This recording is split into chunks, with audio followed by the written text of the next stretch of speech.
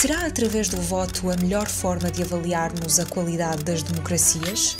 Durante décadas, associámos a vitalidade democrática à simples contagem de boletins nas urnas. Mas e se hoje o retrato da participação cívica for mais amplo e mais complexo? Neste primeiro olhar, abrimos a porta a uma discussão que desafia ideias feitas sobre o que significa, afinal, participar politicamente. As democracias estão muito ancoradas na importância do voto, porque o voto é ainda hoje visto como a referência dourada da qualidade das democracias. E aquilo que nós tendemos a notar é que nós olhamos para as democracias como estruturas com qualidade, quando temos taxas de participação muito elevadas e, pelo contrário, quando temos taxas de abstenção elevadas, tendemos a achar que estamos perante democracias com menor qualidade. Esse indicador fez com que durante muitas décadas nós olhássemos sobretudo para a participação eleitoral e, portanto, andámos a analisar quando é que os jovens participam, quando é que não participam, fizemos todo esse estudo e há décadas de investigação dedicadas ao voto. Nas últimas décadas, contudo, nós temos vindo a notar que o repertório de estratégias de participação tem vindo a aumentar e é hoje, com as redes sociais, é hoje consideravelmente maior. Aquilo que nós vimos é que os jovens e os cidadãos, em geral, na verdade, podem participar votando ou podem envolver-se em outras estratégias, aquelas que nós chamamos não convencionais ou não institucionais.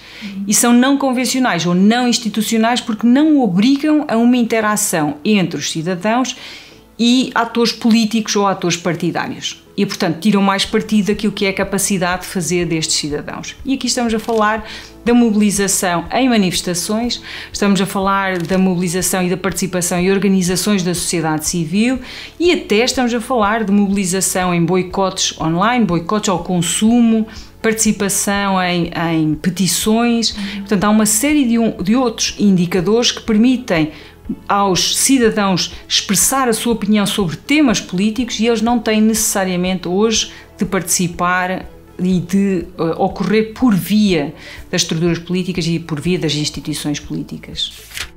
Mas se hoje participamos de tantas outras formas, por que é que continuamos a olhar para o voto como o gesto mais determinante? Depois de olharmos para a crescente diversidade de formas de participação política, surge uma pergunta inevitável. O que mantém o voto no centro do nosso imaginário democrático? Apesar das alternativas, será que continuamos a depositar naquele simples ato mais significado e mais peso?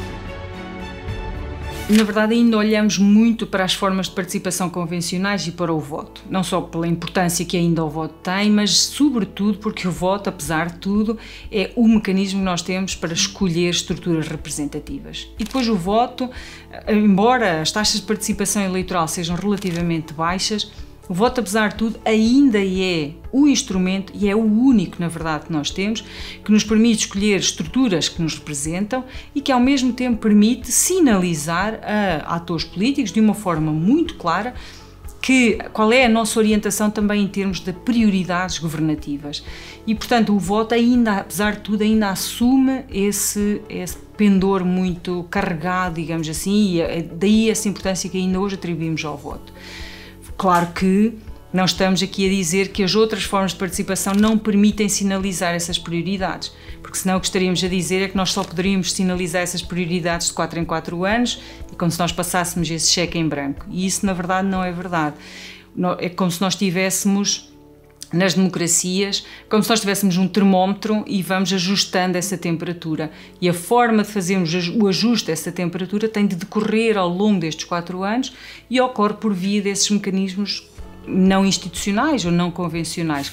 E será que participar mais significa votar mais? Se, por um lado, o voto continua a ser visto como o núcleo duro da democracia, por outro, a expansão das formas de participação levanta novas dúvidas. Será que quem se envolve mais ativamente em protestos, petições ou mobilizações digitais está também mais propenso a ir às urnas? Ou estaremos perante duas dimensões paralelas que nem sempre se tocam? podem ser influenciadas no sentido da intenção do voto, mas não necessariamente no sentido da participação. O que é que isto quer dizer? Quer dizer que porque uma pessoa participa nestes fóruns ou nestas estratégias de participação não convencionais, isso não implica necessariamente que isso vai gerar algum contágio em relação ao voto. Há estudos que sugerem que existe esse contágio. Ou seja, alguém que está mobilizado para outras formas de participação, em geral, pode participar mais, mas há também estudos que tendem a não confirmar essa expectativa. Portanto, não há aqui uma direção consolidada, digamos assim, de contágio entre as duas formas de participação. O que nos dizem, afinal, os números mais recentes sobre o voto jovem? Depois de tantas dúvidas sobre o envolvimento eleitoral das novas gerações, os dados das eleições mais recentes abrem caminhos para uma análise mais atenta. As últimas eleições de 2024, na verdade, nós temos olhado para elas com alguma perplexidade, digamos assim, porque elas revelam de facto esse aumento da taxa de participação eleitoral. E essa taxa de participação eleitoral nota-se sobretudo entre os mais jovens, que é algo que tradicionalmente não víamos, e para além disso notamos também uma mudança na forma como os jovens votam. Ou seja, enquanto nós notámos durante o último milénio, durante este milénio, na verdade, desde 2000, notamos alguma estabilidade na intenção de voto dos jovens, que tendiam a votar sobretudo mais à esquerda, PS, Bloco de Esquerda, e ali centro-direita também. Nós notámos que nas últimas eleições há uma ligeira inversão, que nós na verdade já tínhamos notado nas eleições anteriores, e que revelam esta maior deslocação dos jovens para novas ofertas partidárias. E portanto eu não creio que nós possamos dizer que os jovens, porque se mobilizaram em outras estratégias de participação, passaram a estar interessados no voto, porque é possível que exista também aqui o efeito da novidade da oferta partidária e ao mesmo tempo também algum cansaço em relação, alguma desilusão também em relação aos partidos convencionais e que têm vindo a ocupar o espaço governativo.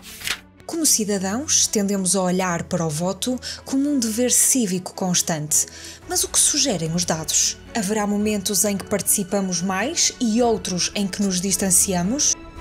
Os estudos sugerem que há um efeito curvilíneo da participação eleitoral. O que é que isto sugere? Sugere que há uma idade, uma fase em que os jovens participam muito pouco e depois, à medida que avançam nas diferentes fases da sua vida, vão participando mais, até que atingem uma idade em que já são ali nos 60 anos, menos jovens, vamos dizer assim, e nesta idade já participam muito menos.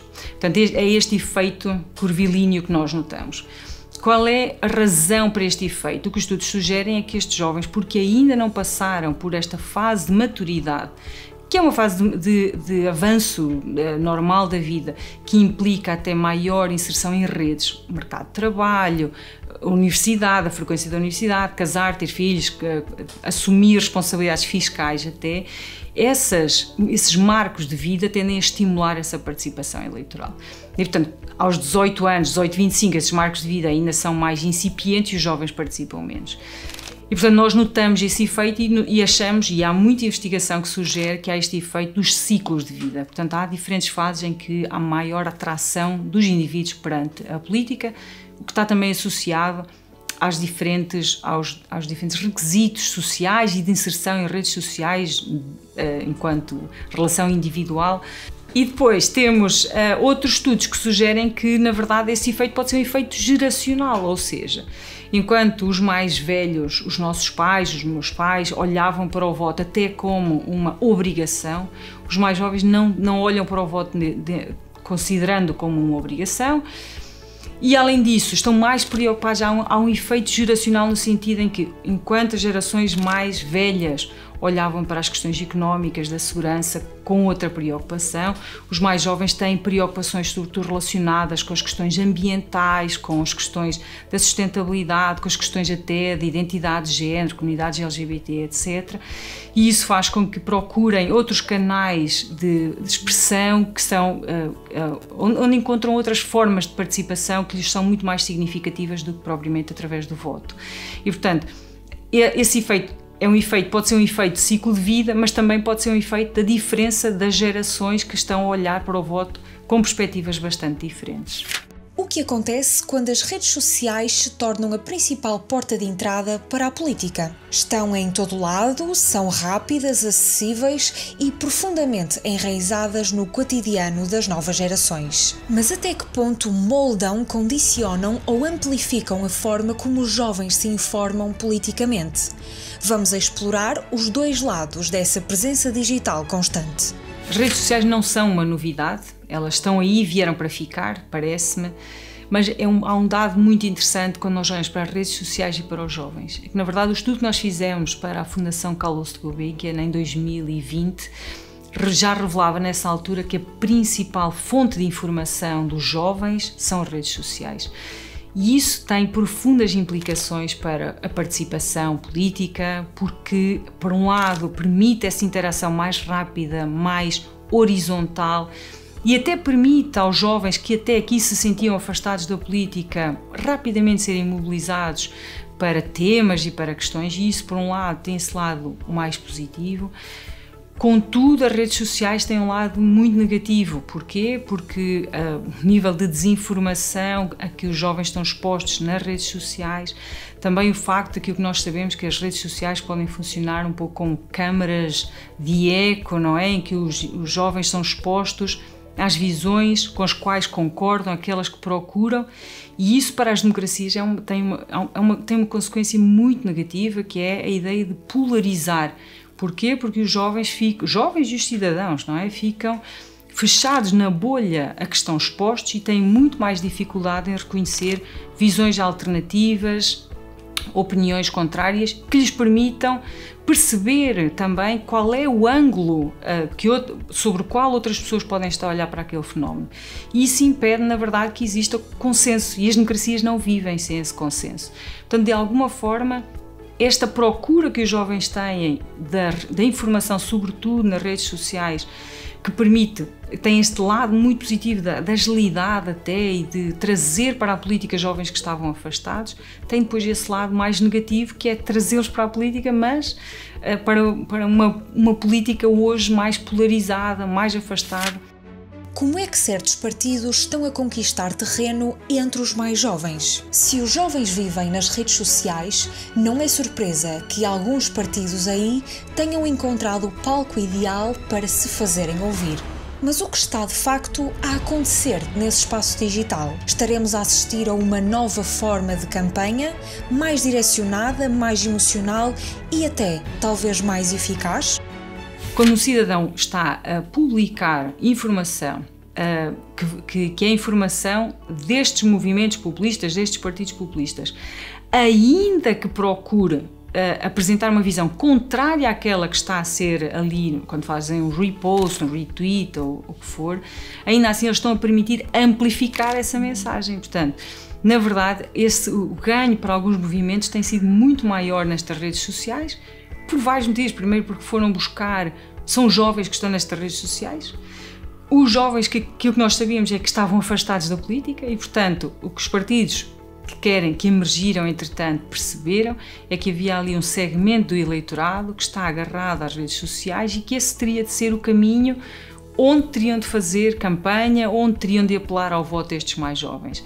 E tudo isso ocorre num contexto em que existem estes algoritmos que expõem os indivíduos a mensagens segmentadas e por esse motivo permite esse targeting dos públicos-alvo a que são expostos e, portanto, dificulta depois uma leitura mais ampla dos fenómenos e, de alguma forma, também pondo em causa a comunicação social mais tradicional, que perde, de alguma forma, o papel relevante que tem numa democracia, absolutamente relevante que tem na democracia, controla o governo, enfim, porque permite informar, etc. Só que os jovens depois também não o consomem porque obtêm esta informação mais rápida e depois também mais enviesada até também nas redes sociais. Num ecossistema digital onde a informação circula sem filtros, os jovens, e não só, tornam-se especialmente vulneráveis a narrativas distorcidas. Mas o que está realmente em jogo quando as redes sociais deixam de informar e começam a minar as bases do embate democrático? As informações falsas circulam mais facilmente nestes ambientes que não são controlados, que não têm moderadores, portanto temos aqui este efeito de maior possibilidade de propagação dessas informações falsas. Ora, se é o meio privilegiado dos jovens para ir buscar essa informação, isso significa que há um potencial para maior exposição às informações falsas. E isso também, para efeitos da democracia e da qualidade da democracia, os sinais não poderiam ser piores. Numa altura em que a participação jovem começa a ganhar força, surgem também sinais de mudança nas preferências partidárias. Mas o que está por trás destas novas escolhas? Será apenas uma questão de identificação ideológica ou haverá outros fatores a influenciar este desvio face ao que era esperado? O voto de 2024, que na verdade já era uma tendência que nós já tínhamos notado também em 2022, de haver esta deslocação de voto, nas intenções de voto dos mais jovens para partidos de direita, que por acaso a Iniciativa Liberal e o Chega, que surgem à direita. Poderíamos ter novidades à esquerda, mas por acaso estes dois que surgiram à direita e são estes que parecem ter capitalizado com maior sucesso o voto dos mais jovens. E há aqui dois efeitos, não é? Por um lado, esse efeito da novidade, que é claro, e por outro lado também o facto de serem dois partidos que apostaram de uma forma muito clara nas redes sociais, com uma mensagem muito clara, muito simples e com um apelo muito específico em relação aos jovens. E isso pode ter também esse efeito de maior apelo dos jovens para votar e participar nestas novas ofertas partidárias. Não quero com isto dizer que esses são os fatores que explicam essa votação, porque eu acho que há outros fatores, nomeadamente o facto de estes jovens que hoje estão a votar, são jovens que foram muito afetados pelos últimos anos, são jovens que são muito afetados pela forma como têm de adiar marcos importantes na sua vida, a saída de casa, a constituição de família, estabilidade do emprego, e isso afeta-os de uma forma que, de alguma forma, estes jovens sentem que os partidos que têm estado a governar não conseguiram responder àquilo que eram as suas preocupações centrais. E se não conseguiram responder, então há outras ofertas partidárias que pode ser que estas possam sinalizar, por um lado, essa esperança e, por outro lado, algum efeito até de punição em relação àqueles que têm governado e que não têm sido capazes de responder a estas prioridades dos jovens.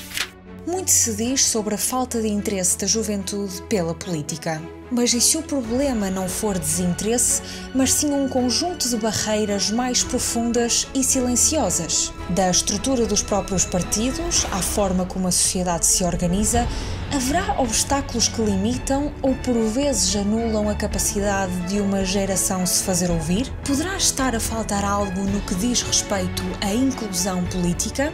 Eu creio que hoje em dia os jovens enfrentam inúmeros obstáculos quando consideram participar politicamente. O primeiro obstáculo são os próprios partidos políticos.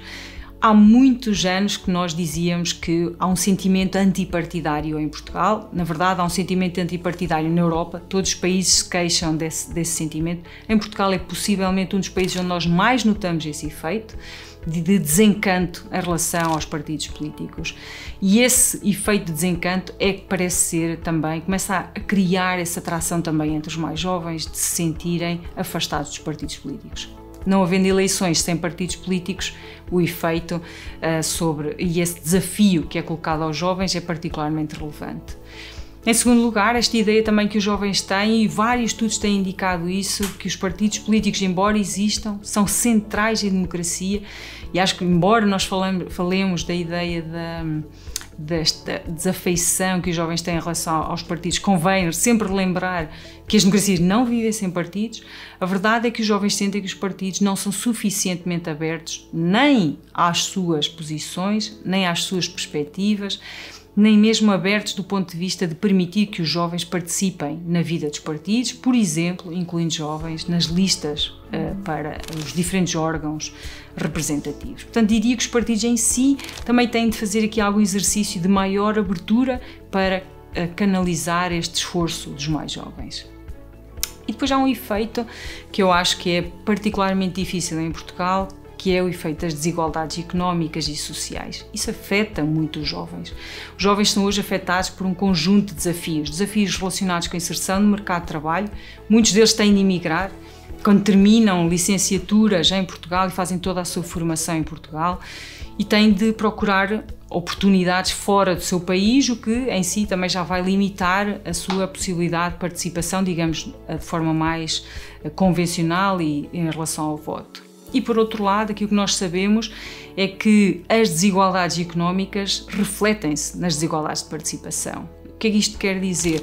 Quer dizer que os jovens que têm mais dificuldade, os jovens, e este é um padrão que nós notamos, é transversal a toda a sociedade, que têm mais dificuldades económicas, de integração social, são jovens que em geral estão mais afastados da política. E quando nós falamos dos jovens, tendemos a achar que estamos perante um grupo homogéneo, e na verdade ele não é um grupo homogéneo, mas é um grupo que enfrenta dificuldades muito grandes do ponto de vista da inserção no mercado de trabalho, da estabilidade desse mercado de trabalho, de adiar marcos importantes da sua vida, a sair de casa, como falámos já há pouco, e todos esses fatores fazem com que, de alguma forma, vejam também, ou não olham para a política como elemento prioritário, ou então têm outras preocupações de resolver as suas vidas em primeiro lugar e só depois olhar para a participação. Portanto, de alguma forma, há estes marcos que são fundamentais, são adiados, e isso tem implicações também para a participação. Portanto, esse é um desafio que afeta particularmente os jovens e que tem de ser revisto, se queremos, e tem de ser revisto e olhado com muita cautela quando queremos atrair jovens para a participação política. A falta de literacia também, porque os jovens, não estando devidamente informados, também de alguma forma sentem que não estão preparados para participar. E ao mesmo tempo, se sentem que não estão preparados para participar, a probabilidade de também sentirem que as elites políticas também não querem ouvir pessoas como eu é muito grande, e portanto há este efeito também de sentir não só que não se sentem preparados para participar politicamente, mas que também as elites não estão disponíveis para ouvir aquilo que um jovem tem para dizer. E portanto essa dupla visão sobre a política é também um obstáculo relevante para a participação. Neste episódio de Conversas com Factos, partimos do voto como símbolo central da democracia, mas rapidamente percebemos que a participação jovem vai muito além das urnas. Entre novas formas de envolvimento e redes sociais, os jovens procuram outras maneiras de intervir. E se por um lado há sinais de renovação e interesse crescente, por outro persistem obstáculos reais. A participação política das novas gerações continua a evoluir com desafios, tensões e possibilidades que merecem ser observadas com atenção. E porque conversar com factos é o primeiro passo para participar, vemo-nos em breve.